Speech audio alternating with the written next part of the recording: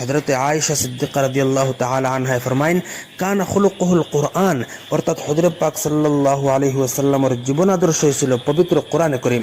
এছাড়া আল্লাহ রাব্বুল আলামিনের পরিষ্কার ভাষায় জানাইয়া দিতরা কুল ইন কুনতুম তুহিব্বুনাল্লাহা ফাত্তাবিউনি, হে আমার প্রিয় রাসূল, আপনি আপনার উম্মতের হয়ে দেখুয়া যে তারা যদি আমি আল্লাহকে ভালোবাসেন তাহলে তারা যাতে আপনার অনুগত্য করেন।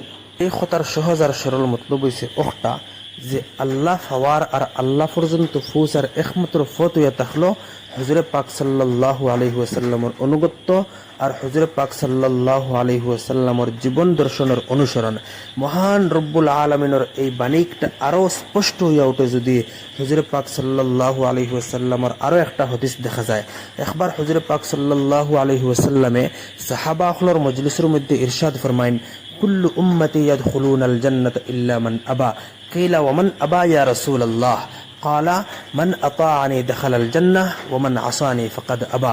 অর্থাৎ আমার একজন উম্মত জান্নাতের মধ্যে যাইবা, বেহেশতের মধ্যে যাইবা, কিন্তু অস্বীকারী ব্যক্তি। সাহাবা হলে প্রশ্ন করেন আর আরজ করেন যে ইয়া রাসূলুল্লাহ অস্বীকারী আবার খে? হুজুর পাক সাল্লাল্লাহু আলাইহি ওয়াসাল্লামে ইরশাদ ফরমাইন যে যাইন আমার অনুগত্য করবার, আমার অনুসরণ করবা, তাইন বেহেশতের মধ্যে যাইবা, আর যাইন আমার অনুগত্য কর্তা নাই আর আমার অনুসরণ কর্তা নাই তাইন জাহান্নামের মধ্যে যাইবা।